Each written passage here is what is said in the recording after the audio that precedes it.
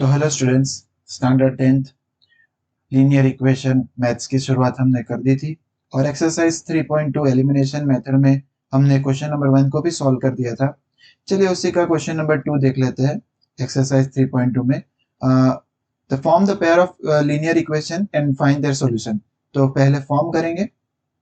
तो ये जो क्वेश्चन है, question number 1, if we add 1 to the numerator and subtract 1 from denominator, a fraction reduces to 1 and it becomes 1/2 if we add 1 to the denominator। तो एक numerator और denominator वाला एक question already हमने एग्जांपल में देखा था। तो कोई भी फ्रैक्शन जो है उसका एक न्यूमरेटर पार्ट होता है और एक डिनोमिनेटर पार्ट होता है। तो वही हमें फ्रैक्शन फाइंड करने के लिए न्यूमरेटर और डिनोमिनेटर पार्ट फाइंड करना पड़ेगा। तो हम जो है न्यूमरेटर को एज्यूम कर देते हैं x है। Numerator we assume numerator as x और डिनोमिनेटर को हम y एज्यूम कर ही देंगे। डिनोमिनेटर को क्या एज्यूम कर देंगे, y।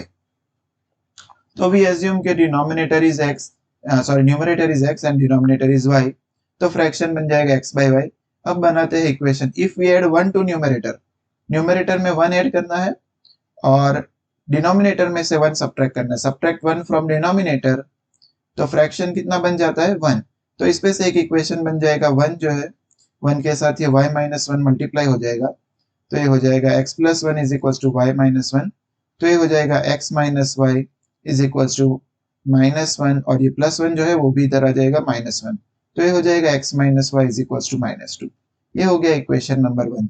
और दूसरा इक्वेशन के लिए उन्होंने बोला है इट बिकम्स 1/2, मतलब फ्रैक्शन क्या हो जाता है, फ्रैक्शन 1/2 हो जाता है if we add 1 to denominator, और डिनोमिनेटर में ही सिर्फ हमें 1 ऐड करना है। न्यूमरेटर को जो है न्यूमरेटर को चेंज करना नहीं है, तो न्यूमरेटर x ही रहेगा। तो चलिए क्रॉस मल्टीप्लाई करेंगे तो 2 के साथ x चला जाएगा और 1 के साथ y प्लस 1, तो बन जाएगा वो y प्लस 1। तो एक इक्वेशन बन गया 2x minus y is equal to 1। इसको इक्वेशन 2 कह देंगे। चलिए सॉल्व करते हैं 1 और 2 को एलिमिनेशन से। फ्रॉम 1 एंड 2 ध्यान से देखेंगे, y का जो है y का कोएफिशिएंट सेम है, तो हमें किसी भी इक्वेशन को मल्टीप्लाई करना नहीं पड़ेगा। तो ये हो जाएगा y minus 2 is equal to minus 2, x minus y is equal to minus 2 और 2x माइनस वाई हो जाएगा 1। जब हम इसको सॉल्व करेंगे तो ये हो जाएगा माइनस, ये हो जाएगा प्लस और ये हो जाएगा माइनस। तो ये हो जाएगा minus x is equal to minus 3। तो x मिल जाएगा हमें 3, x मिल जाएगा हमें 3। चलिए x मिल जाएगा 3, रिप्लेस करते हैं उसको 1 में, रिप्लेस इन 1। तो ये मिल जाएगा हमें x की जगह 3 minus y is equal to minus 2। तो y उधर चला जाएगा, 2 इधर आ जाएगा, तो वो प्लस हो जाएगा और y भी प्लस हो जाएगा। तो y हमें मिल गया 5। तो y मिल गया 5। तो न्यूमरेटर हमें मिल गया 3, डिनोमिनेटर 5 मिल गया। तो रिक्वायर्ड फ्रैक्शन क्या हो जाएगा, रिक्वायर्ड फ्रैक्शन हो जाएगा 3/5। रिक्वायर्ड फ्रैक्शन क्या हो जाएगा, 3/5। चलिए सिमिलरली एक और क्वेश्चन देख लेते हैं। क्वेश्चन नंबर 2 में एक्सरसाइज 3.3 का एक क्वेश्चन नंबर 2 है। और 5 इयर्स अगो ये जो एज वाला सम है वो भी हमने एक एग्जांपल में देखा था। अगर आपने वो वीडियो नहीं देखा तो जरूर से उसको चेक कीजिए, डिस्क्रिप्शन में उसका वीडियो का लिंक दिया है। तो 5 years ago Nuri was twice as old as Sonu and 10 years later Nuri will be twice as old as Sonu।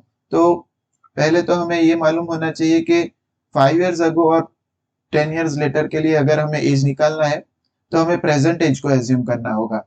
वही जो हमें फाइंड करना है, हाउ ओल्ड मतलब प्रेजेंट एज फाइंड करना है। तो लेट प्रेजेंट एज जो है, प्रेजेंट एज ऑफ नूरी का प्रेजेंट एज हम x एज्यूम कर लेते हैं और सिमिलरली सोनू का प्रेजेंट एज हम y एज्यूम कर लेते हैं।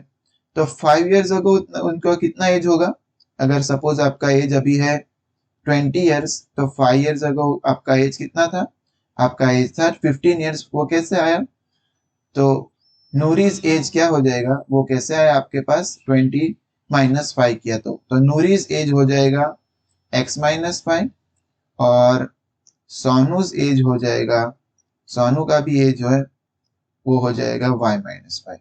तो चलिए इक्वेशन बनाते हैं। वो फर्स्ट केस में बोल रहा है कि 5 years ago Noori was thrice, Noori का एज जो है x माइनस 5 वो कितना था, थ्राइस एज, थ्राइस मतलब 3 times. As old as Sonu, Sonu का एज है y माइनस 5, 5 ईयर्स अगो की बात हो रही है। तो ये हो जाएगा x minus 5 is equals to 3y minus, जब ओपन दी ब्रैकेट करेंगे तो ये हो जाएगा 3y माइनस 15। तो चलिए वेरिएबल्स को एक साथ लिख लेते हैं। तो x माइनस 3y हो जाएगा माइनस 15 और 5 उधर चला जाएगा तो प्लस 5। तो x माइनस 3y हमें मिल गया माइनस 10। इसको हम इक्वेशन 1 कह देंगे, इसको हम इक्वेशन 1 कह देंगे। सिमिलरली 10 ईयर्स लेटर, तो 10 ईयर्स लेटर एज कितना होगा?